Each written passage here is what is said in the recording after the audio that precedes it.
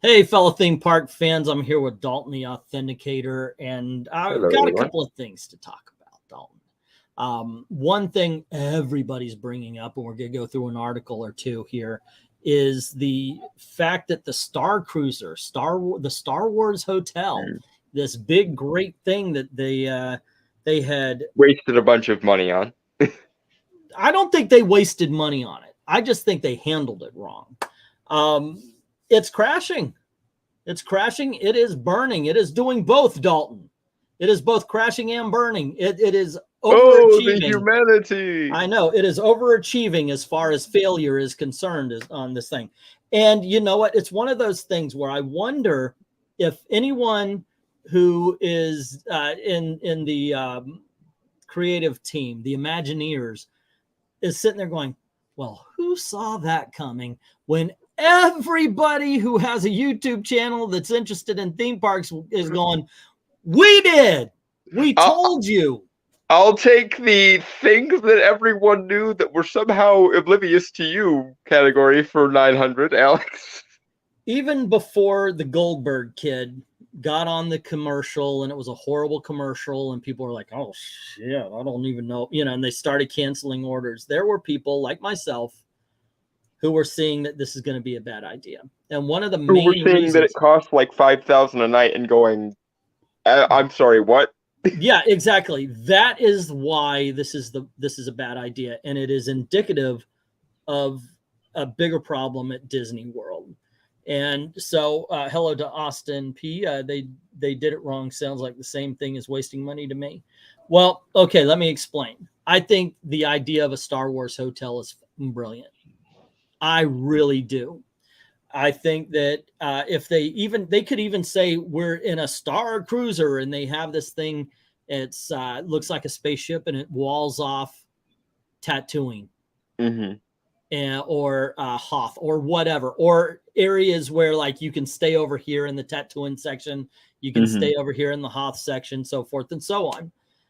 Like each building represents. Yeah, you could change the architecture and stuff to more fall in line with the ships from that planet or that era. The Star Cruiser part would absolutely 100% be your portal, your entry portal. This is where you might get some common restaurants. This is where you meet up with whatever, whether it's a bus or whether it's a monorail type thing. And it takes you over to Hollywood Studios and drops you off at Galaxy's Edge. I think that would have been awesome.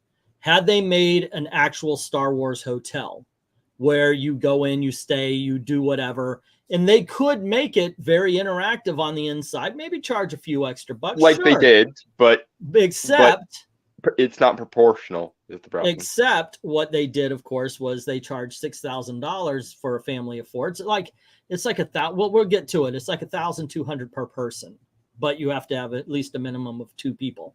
But the thing is you go in on a set day because they have it so it's 2 days. Like you check in, the next day is your experience. You check out. Really, you're paying $6,000 for less than 48 hours. I kid you not. I'll show you the schedule in just a little bit. But everybody checks in on the same day, which is very it's just inconvenient for guests. By the way, I didn't I didn't send this thing out. Please, guys, if you're in the audience, if we do have wait, I think I see Maranya. Hey, Maranya, what's up? Yeah, please share by all means. So yeah, you have this whole thing, and it is very how you'll say it's very scheduled.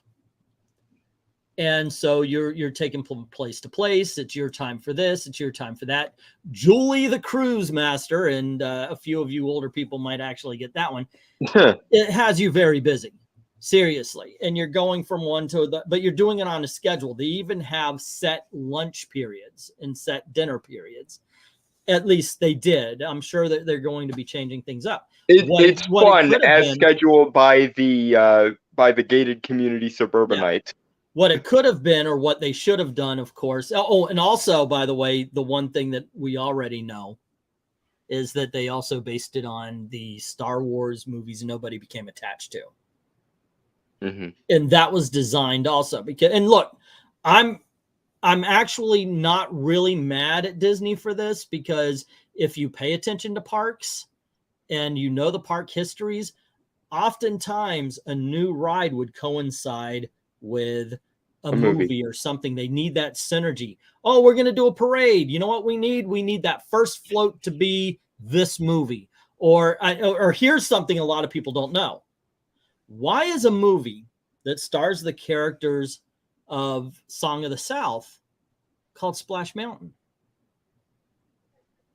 Well, of course, it's got to be that big hill right at the bottom, right? No, sir. No, ma'am. The reason why it was called Splash Mountain, because at the time it was being created and built, there was a movie called Splash.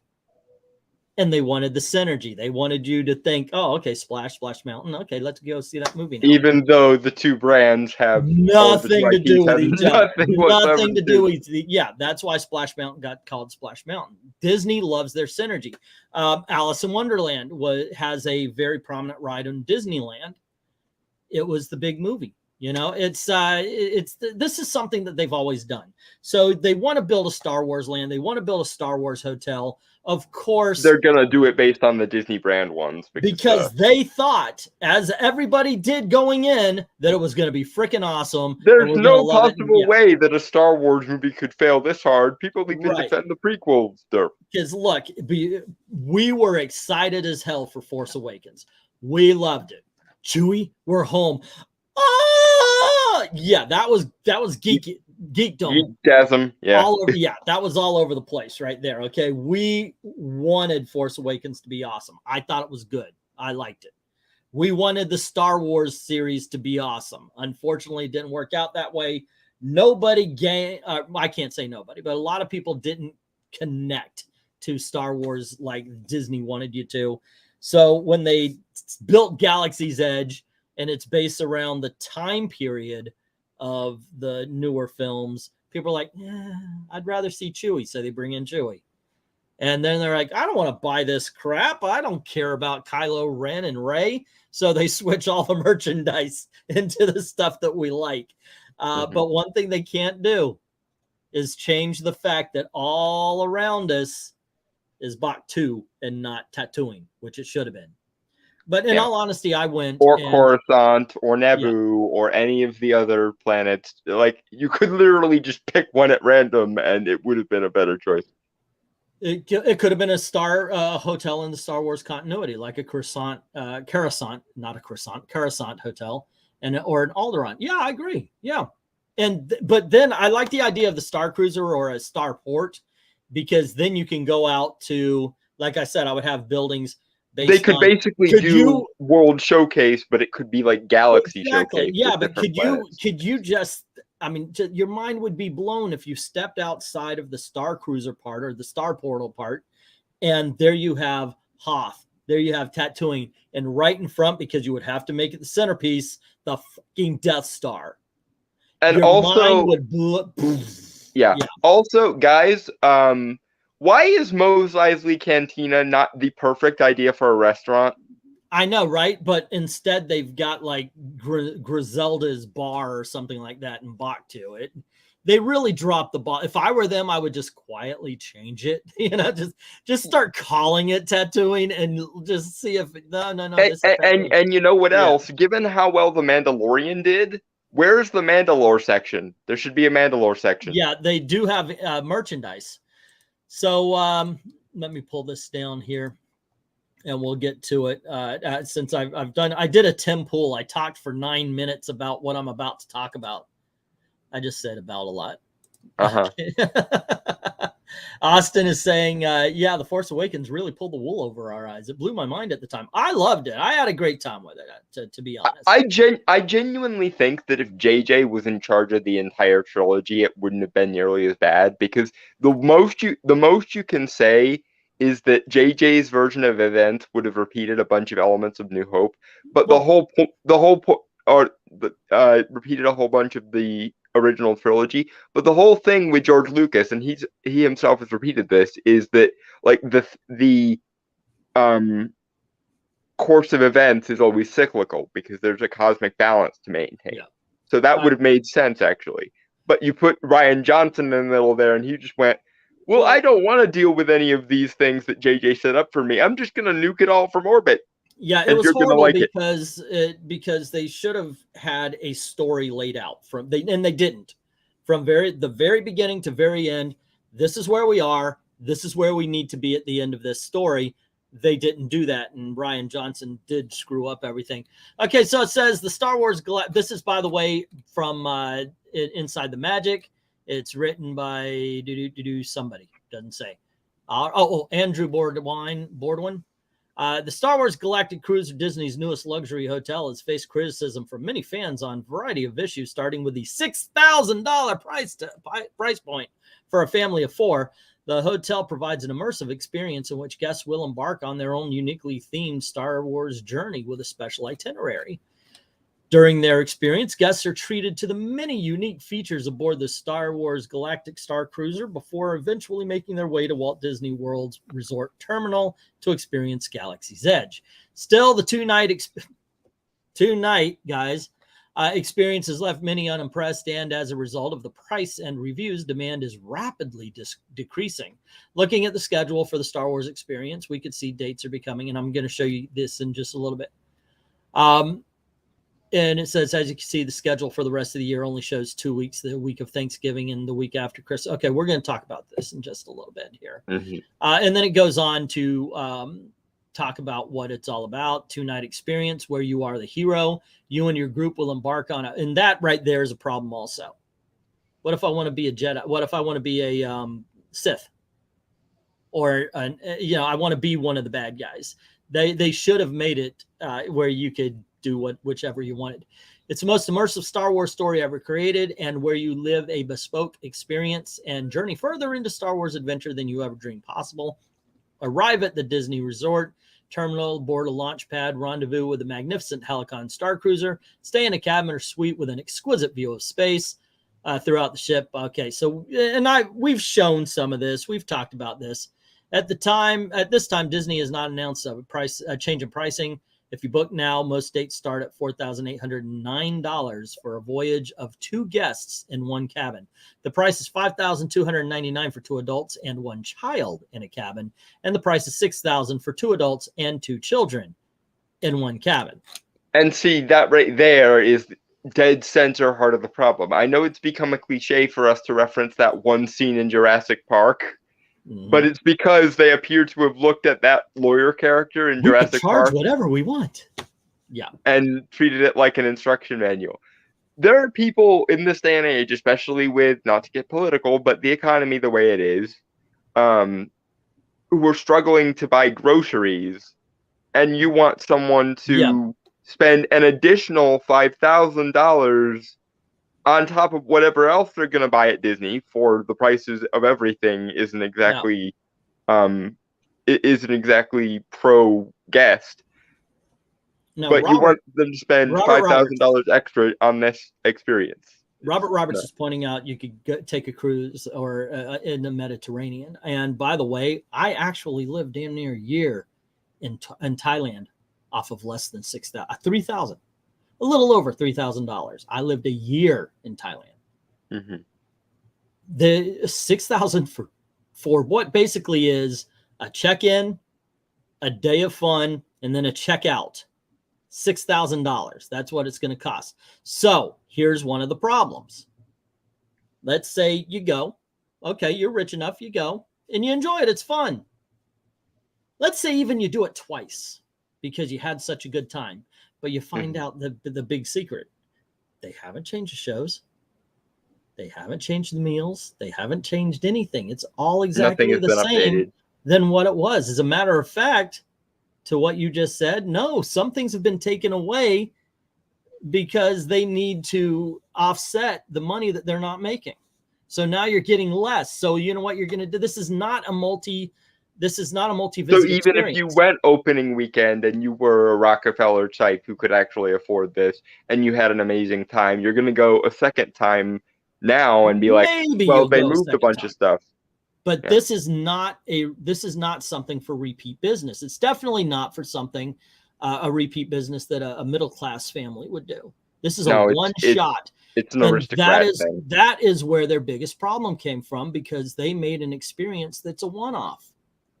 I'm sorry, but the people, and look, I know we heard a lot of people talk about how shitty it is. I get it, but we've also heard from people who really enjoyed it. When I went to Galaxy's Edge, I told myself I am going to throw myself into the experience because I want to enjoy this. I'm not going to go and I'm not going to look for stuff that's bad about it. If I find stuff that's bad about it, obviously I reported on it. But I really was looking for a good time, and I would be that way with the Star Cruiser too. If I go, I want to throw myself into the project and see if I can't have the greatest time of my life. But you're just seeing there's not enough to sustain people coming back and forth. And unfortunately, this is the worst part of it, is they did not create something that people just would want to keep coming back to over and over. And they didn't create something adaptable enough to change each time or to be unique for, because that's their whole pitch is you decide how the journey goes. You decide the way the story is told. And then they don't actually let you decide because we have a story we want to tell you. And if your pitch is, we're going to make this as interactive as possible, it had better darn well be as interactive as possible. Yeah. So anywho, they were talking about the availability. I'm going to share this out as well, because I really want to talk about this seriously. A lot of people are, ha ha ha, we win. Disney's failing.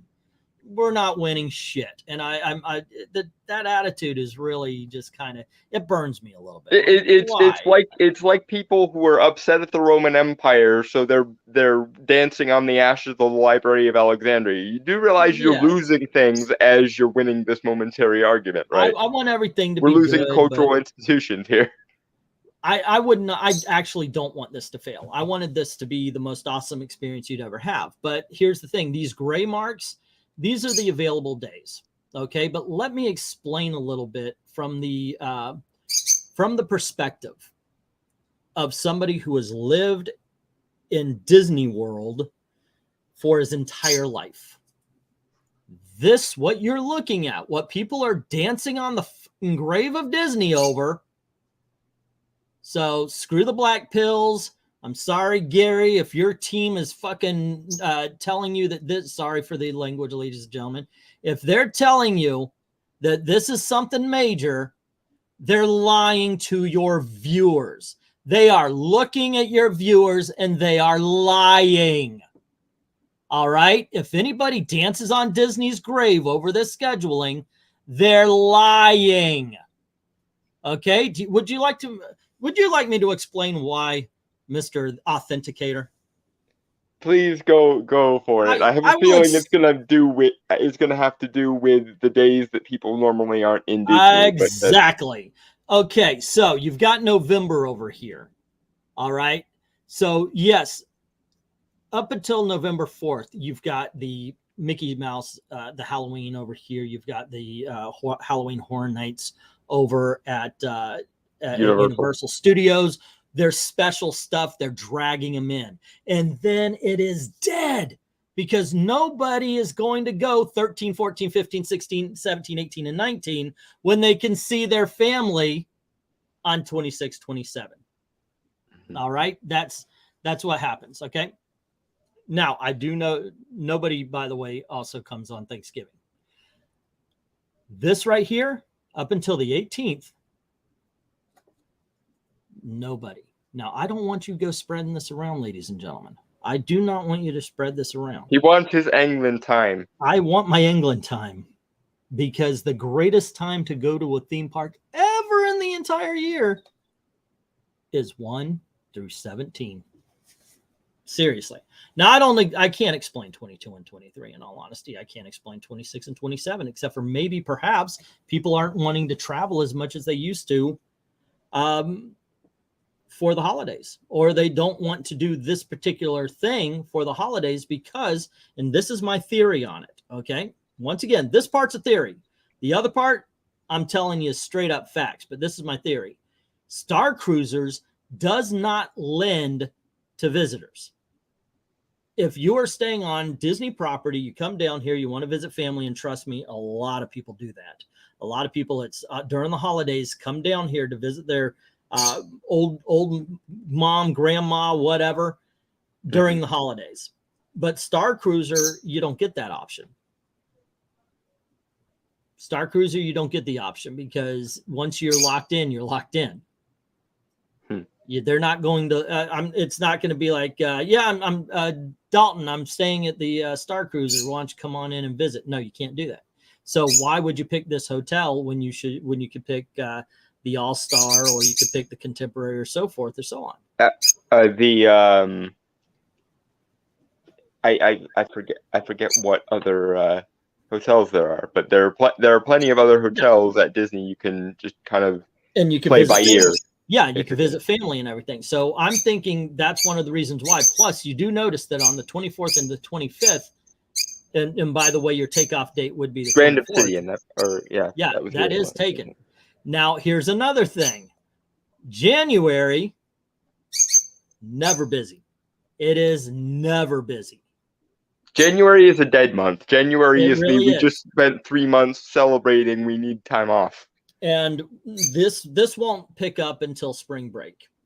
Now, they used to do Harry Potter days at the end of the year over here at Universal and such. But yeah, I remember that being advertised. So I know there's a lot of people just losing their freaking mind. I was about to make a dirty joke over the fact that, oh my gosh, look at this. It's so no, guys, what you're looking at right here is exactly the way it is. Because mind you, they're not saying that it's absolutely empty. They're saying there are available voyages. So they're saying it's actually only 25% full here. But it's also 45% isn't bad though in the dead zone. It is a slow period of the year anyway. Now look, I think of course it does seem to have dropped off a lot quicker than I would have thought. But it wasn't like this last year. You know, the people who were excited have gone to see it. You can't, and now they're dealing with, well, shit, how are we going to bring people back? But I'm sorry. Don't believe the hype that you're hearing from the people who seem to be taking some sort of joy out of or in this case, I guess the anti-hype. Yeah, it's ridiculous. It's one more thing. They're just wrong about it. Sorry, kids. But don't get me wrong. Don't get me wrong. Disney has made mistakes, and for those mistakes, they should suffer. Which is why when Avatar makes less than half of what the first one did, come a month from now, I'm gonna laugh. But until we actually have the receipts, we can't be rolling in the aisles. Let's see. Robert says Drunk 3PO had some basic ideas, have a New Hope month, an Empire Strikes Back month, an Attack of the Clones month. I think that's a great idea. And you can have them change up the stories. They wouldn't do it as months. They would do it as seasons. So if you came in the summertime, you would do this, and then fall and so forth and so on, because you would want time for turnaround and set building and stuff like that. But yeah, I would do it in seasons. I did hear also that there's only I think there's 125 rooms in this thing. Mm-hmm. I would give them credit if they made the time around Christmas Life Day themed. But yeah, that would be an interesting idea that I would have. And don't get me wrong, it would be a very weird theme, and only the true Star Wars fans would get it. But I think the true Star Wars fans would be the kind of people who would pay extra if you did Life Day theming during the holidays. Some people would do it just for the meme, I swear to God. Alrighty. I didn't kill the bird. I just threw him out of the room, and now he's like, hey, there's nobody here. He's a lovebird.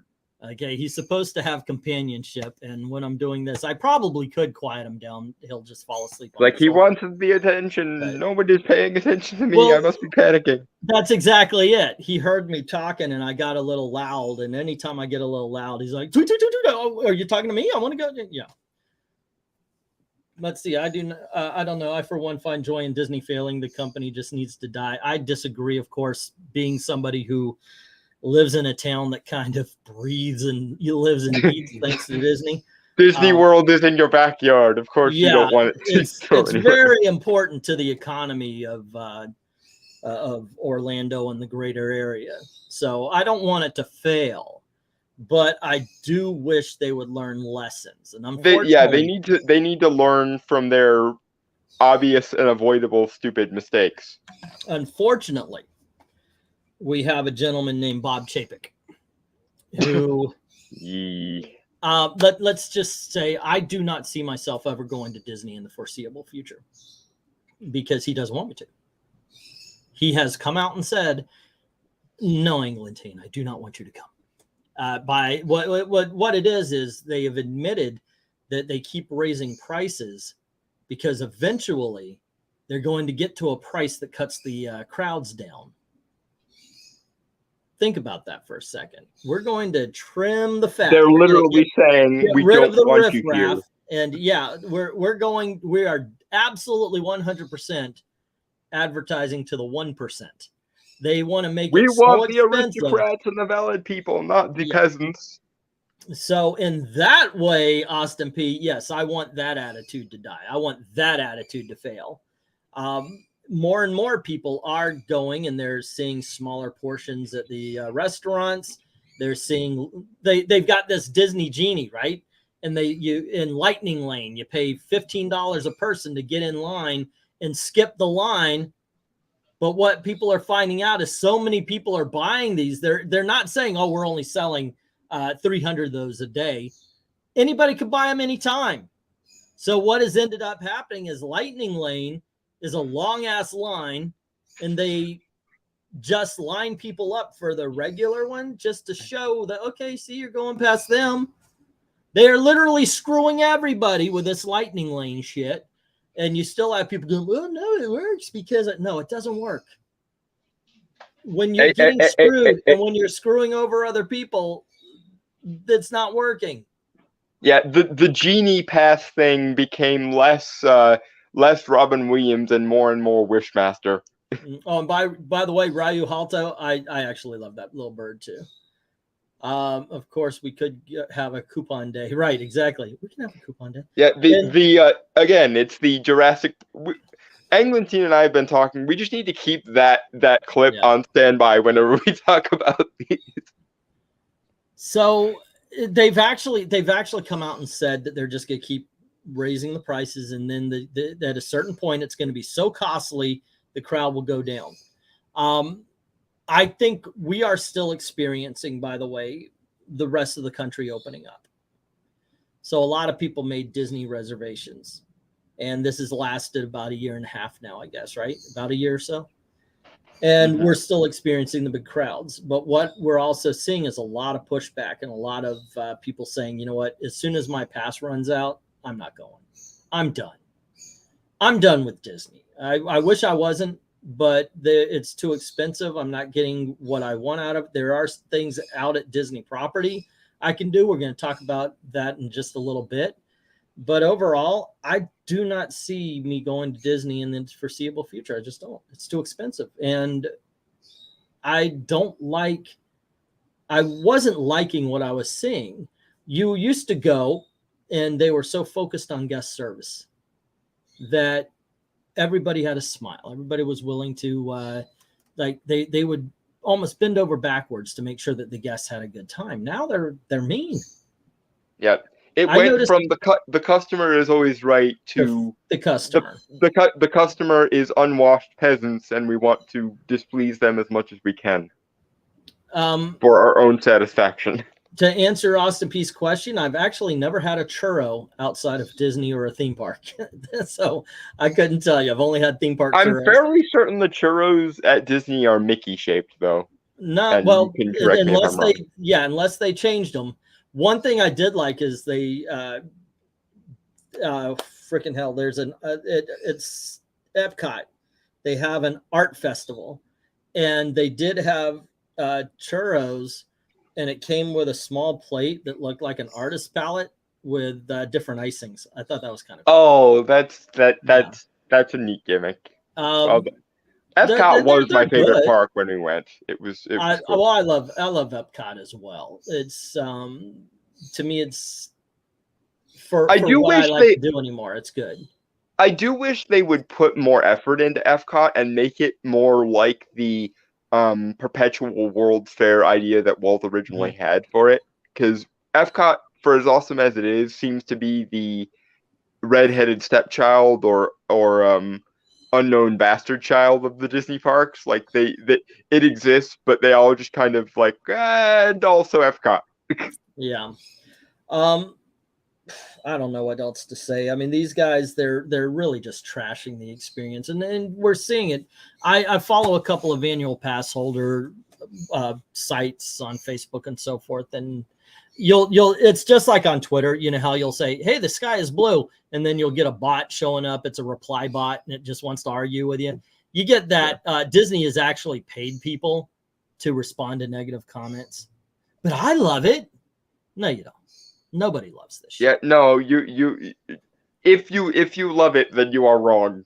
Screw subjectivity in this case. If you love these things, you are wrong because these things are objectively bad for everyone involved. Okay. Up to and including Disney itself. Now there was let me see, what is it?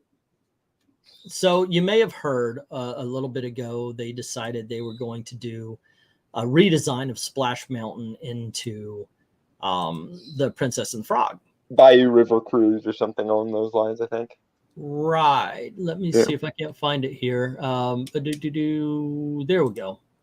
But one thing, and this is so Walt Disney, man, and this is definitely modern Disney. They've decided that they're going to let the old one die. And you have Walt Disney World Splash Mountain continues to decay. It says Splash Mountain continues to show multiple problems ahead of its complete reimagining. Is Disney letting this attraction die? Yes. I'll tell you. Hey, let me let you in on a little theme park secret. I've worked at both of them. Universal kind of does the same way. They do. Right now, Harry Potter's important. If Harry Potter breaks down, man, they're getting the resources right away. But if anything else breaks down, hold on. We'll get to it when we're done inspecting Hogwarts for the 50th time today. If you've ever been to an attraction and you saw something, it's like, oh my gosh, that was really cool. And then you went the next time and you're waiting for that cool thing and it never happened. Yeah, it's probably because the attraction you're at is an older one. Both parks do this. I worked at Twister when Mummy opened. And I could tell you, we had the same manager and all that kind of stuff, and we were the redheaded stepchild. They're about, yeah, we've got a grease fire. Hold your horses. Hold your horses. We need to replace napkins over here or something in the break room of Mummy. You know, it would be like they just didn't give a shit. And so I could guarantee you that knowing this attraction is going to be switched, they're not fixing a damn thing. Curse you, Cheapick the cheapskate. And it's not just him. This is the way they've been doing. But yeah, things have been amped with Bob Iger and Bob Chapek. It really has. Let's see. The Briar Patch can't seem to catch a break, as recently guests riding Splash Mountain could spot yet another broken animatronic in the attraction, making the journey through the laughing place less enjoyable. The video of this broken animatronic was posted on TikTok by Alexander Teague, and unfortunately, they've kind of cut it out. That's just but I have seen this, and let me tell you something. This is not new for Splash Mountain either. I wish I could tell you guys a little bit differently. You know, like I could say, "Oh my gosh, this is really happening right now, and it is so unique to the experience of everything." No, it isn't. One of the best kept secrets of Walt Disney is Walt Disney lets their shit suffer. They really do. Definitely recently. And I wish they wouldn't. When I know I'm going to say it again. And back in my day, they didn't. Back in my day, they cared. And it seems in the years of Bob Chapek and Bob Iger. They just stopped caring. Bob Although Iger. even Iger wasn't as bad as Cheapik appears to be. Nobody is as bad as Cheapik. Nobody is as bad as Cheapik. I've been seeing some recent memes from my generation that have been insinuating that the customer is the most annoying part of the working. Yeah, it's like they watched Clerks and took it as a work manual. You know, this job would be good if it wasn't for the customers. Alrighty. It seems like the entirety of the arts appears to have internalized that lesson. Yeah. Okay, so there's I'm bouncing from story to story here. The next one, I got to tell you something. It bothers me. It bothers me, Dalton. I mean, I'm not irked. I'm bothered. I'm not quite irked, but I'm still bothered by this because I've seen it, and I've been the guy right behind the person who now they have none left. Okay, and what they're saying here is that you get these. You'll see like, oh, popcorn buckets coming in. Okay. Then there'll be a long ass line of eBay sellers. Now I'm an eBay seller myself. I don't do this because I kind of see where everything is going to go. But right here, they say that resellers inflate costs of new Disney merchandise by over 100%. I find that hard to believe. That's double for anyone that isn't good with percentages. It's over double. Yeah. So it goes on to say Disney has really been going on all in on its new popcorn buckets in the last year. And that's true. They have, by the way, what you're looking at right here, the Mr. Toad, that's a popcorn bucket. I want that. I think it looks so freaking cool. Representing things from Disney's Main Street Electrical Parade to Epcot's unofficial mascot, Figment. It should be the official mascot, by the way. The buckets always prove to be extremely popular among guests, and Disney plays into this hype by limiting their release. Disney recently released a popcorn bucket themed to Mr. Toad himself. I think it's the car, though. I think I got it wrong here. It's not him, it's a car. The new bucket is priced at $30 each. We are sure that supplies will run out very quickly for this new product.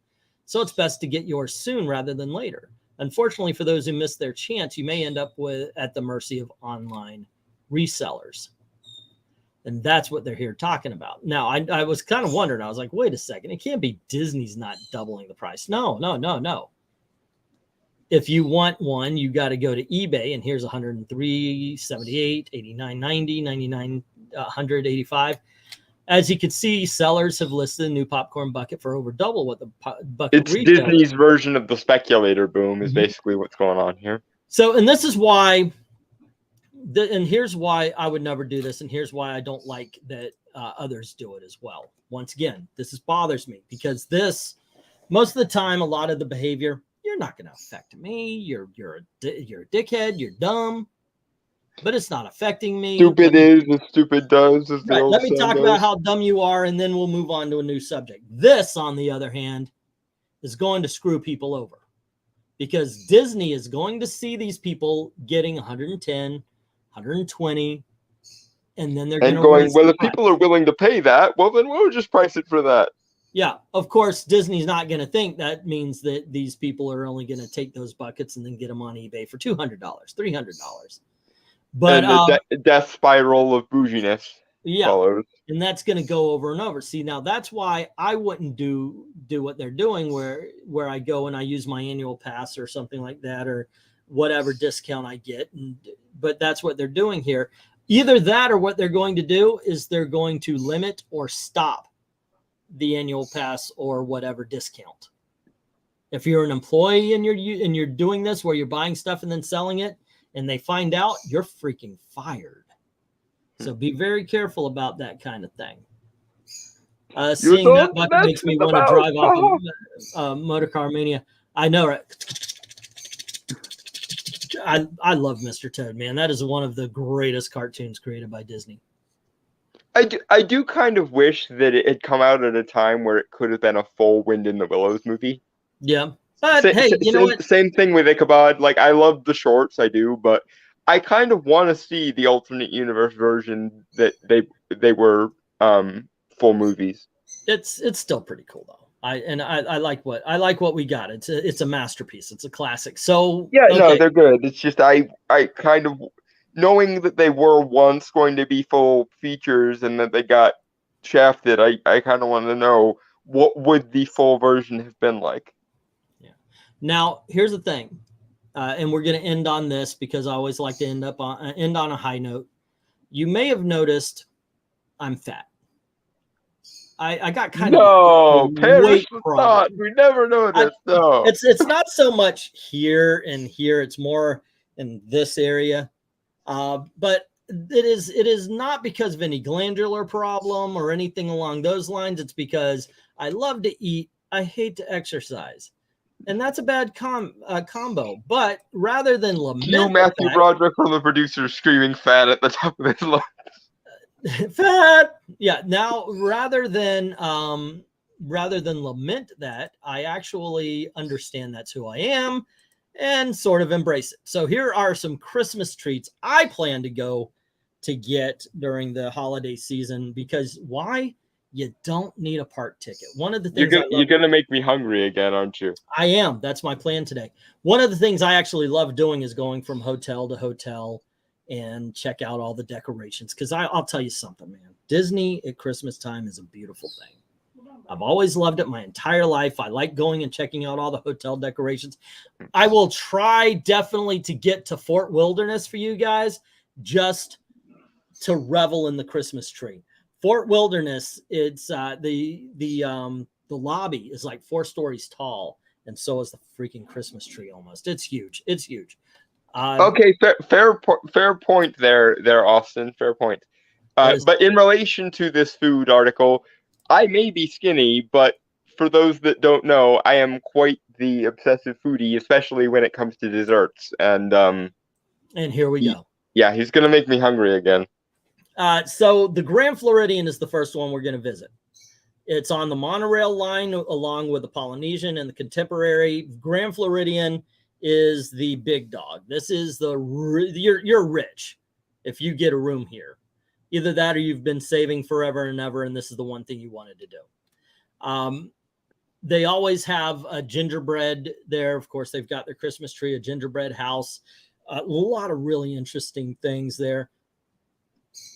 And here we go. It says, is there a more beautiful hotel at Christmas time than the Grand Floridian? Yes, the Fort Wilderness. We don't think so. From its Victorian theming to its massive Christmas tree, this resort truly shines at Christmas. Every year, this resort is home to a life-size gingerbread. I'm not kidding. They're not kidding. It is really cool to look at. Let's see. Disney World's 50th anniversary celebration by serving up iridescent Hollywood holiday goodies, excuse me. You can stop by the gingerbread house, which is operational, by the way. They built this gingerbread house, and it's a kiosk for Christmas treats and such. Oh, that's cool. Yeah. And so you see it right here. Freshly baked homemade items such as gingerbread Mickeys. And that's what you're seeing right here. And shingles, stolen bread. I guess that would be, no, that's a Yule log. What would be the stolen bread? I don't know what that is. Then we've got the brownie Christmas tree. I'm not seeing that represented here. And chocolate peppermint bark. That's right here. Peppermint bark is my favorite Christmas candy. I think the brownie Christmas tree is this right here. I've had this. It's awesome. It really is. That's like peppermint inside the chocolate. It is really good. It is really good. Yep, and hunger accomplished. And I guess this is the stolen bread right here. These little, no, this is the ornaments then, right? Because it says house-made gingerbread ornaments and gingerbread houses. New items like the gingerbread latte and the whoopie pie. The hot cocoa bombs are awesome. Wait. A gingerbread whoopie pie. Yeah. Why can I not have this? Come on down. Yeah, so you get all that good stuff. Go on over to Animal Kingdom Lodge, and here's a giraffe next to a Christmas tree. Last year, the resort debuted its first gingerbread display with its massive gingerbread baby giraffe right here.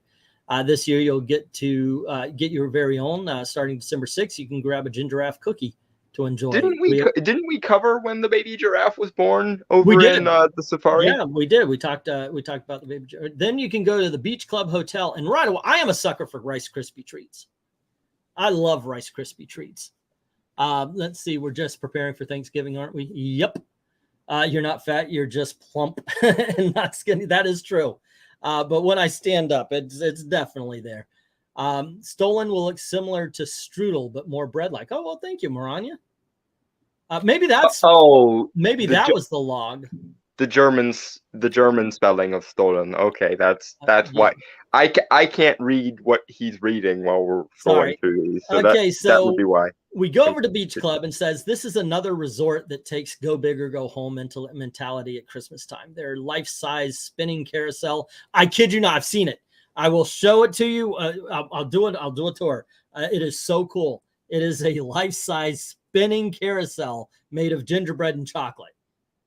It's a beloved gingerbread carousel. Yes. That goes back more than 20 years. Their pop-up Christmas market in the lobby is also a holiday tradition. And there you can find the stolen bread, candied pecans, plant-based. I'm not seeing those here, but it says the trio of fudge, and that's these right here. Chocolate-covered marshmallow snowman, as we see him right there. The Rice Krispie treat. Once again, just a sucker.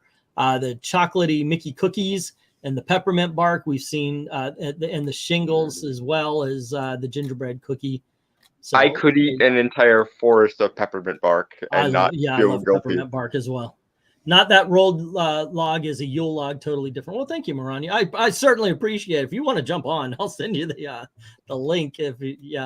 This doesn't surprise me, folks. Maranya is the resident baking expert, so she would know. Let her come on in. If she knows food, here you go. If you want to jump in. Join us for the rest of the chat here. It's not too much left of the chat, but yeah, if you want to come in and talk some food and such. Disney's Boardwalk Inn is next, and this is one of my favorite hotels. They do have a boardwalk with a bunch of different restaurants and stores, activities, and so forth. That's neat. Yeah, and the restaurants inside are actually I'll just kibitz from the sidelines. All righty, you always have an open there's an open door. She knows. She is like the second or third runner of all of the channels, so she knows, I'm pretty sure. Let me tell you, this is how I'll put first of all, I've said it before, but I don't say it enough. Maranya is freaking awesome, indispensable. I have joked about this, but I don't really joke. I'm the owner. Maranya's in charge. Yeah. Where in all sense, sometimes she'll say something like, "Yes, ma'am." Maranya is your work wife. Oh my gosh, I can't. I can't even.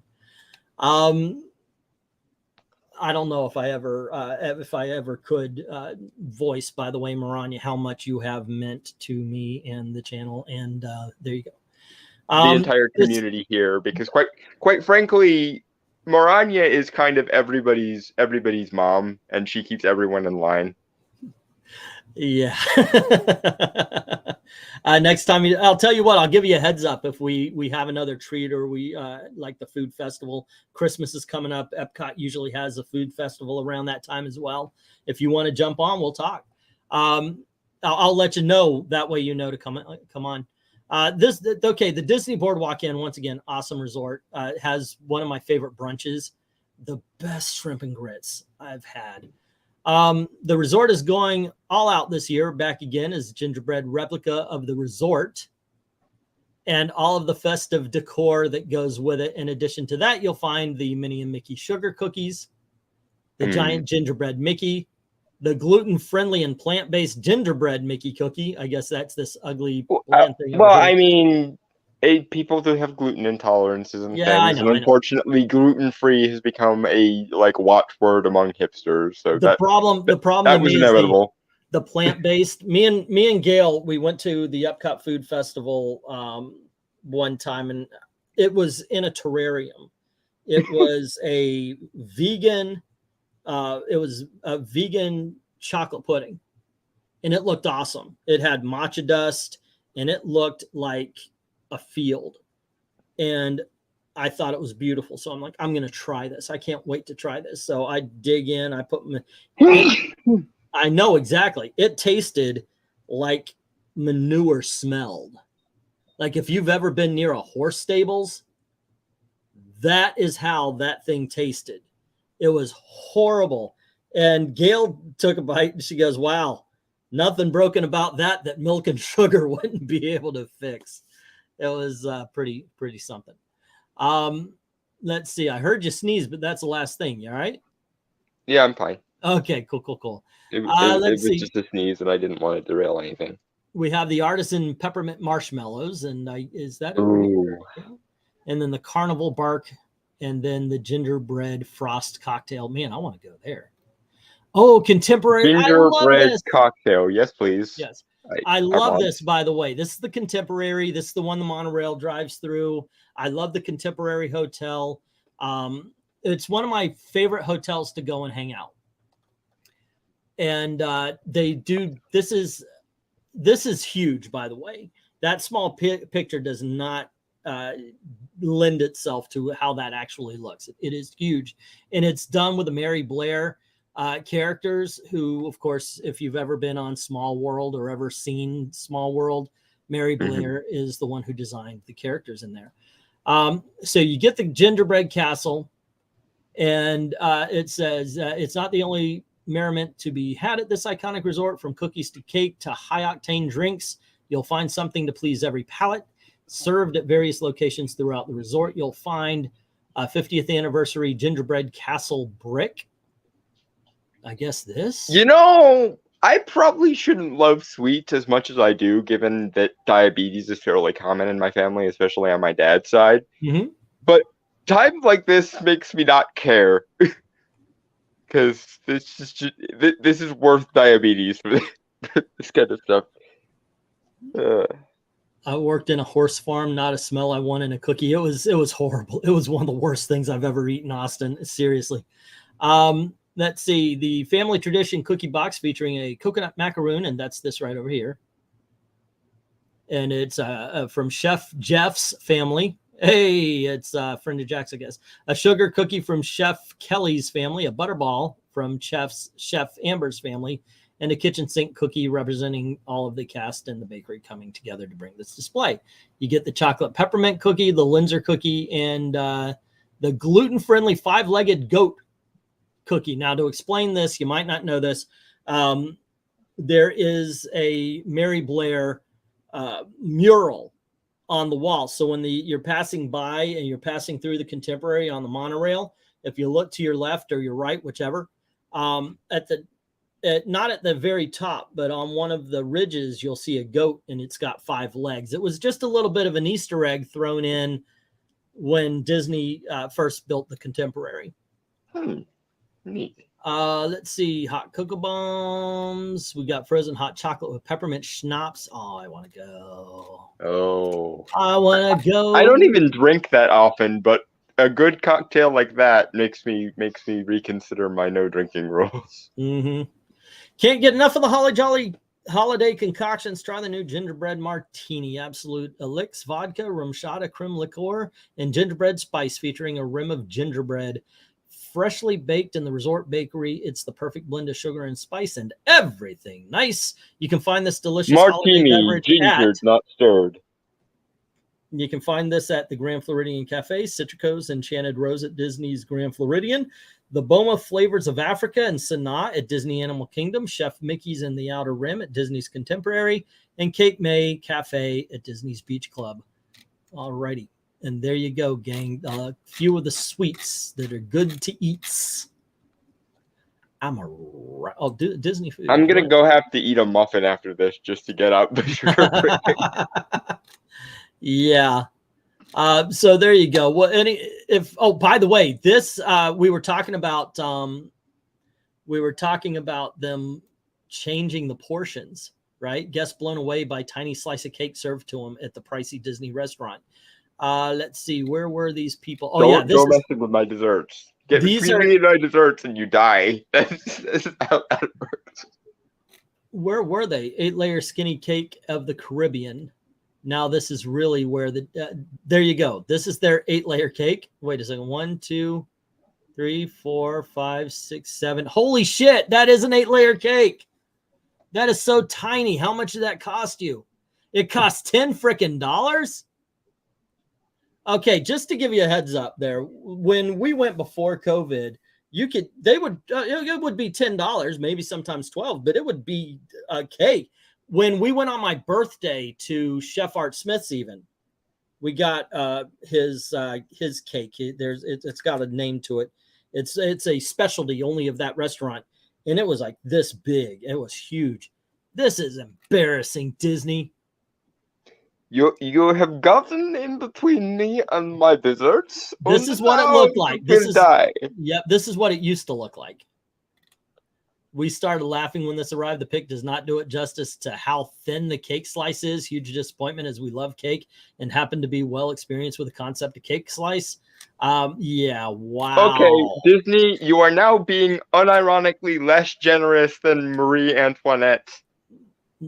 Let them eat cake, but only a little. Only a little. They may only eat this much of the cake. They do not deserve the full cake. Just a little. And of course, while we're throwing in cake memes, the cake was a lie. That cake is a lie. That's not a real cake. I don't know. There's a difference between giving a small portion of something intensely flavored and a small portion of something that is moderate flavor.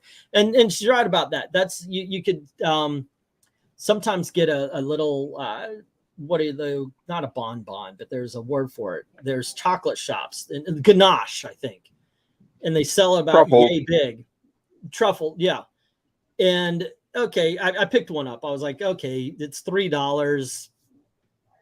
You know, it's one of those things. I'll give it a try. What the heck? Because it was chili and cocoa. All right.